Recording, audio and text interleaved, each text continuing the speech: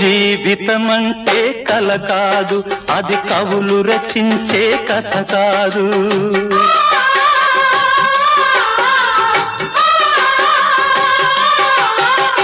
జీవితమంటే కల కాదు, అది కవులు రచించే కథ కాదు. కనుమరుగైనది సిరి కాదు, అది మనదని తలచుట సరికాదు. కుడి ఎడమైతే పొరపాటు లేదను నానుడి సత్యం కాదు, ఇది అందరికి అర్థం కాదు. ఓ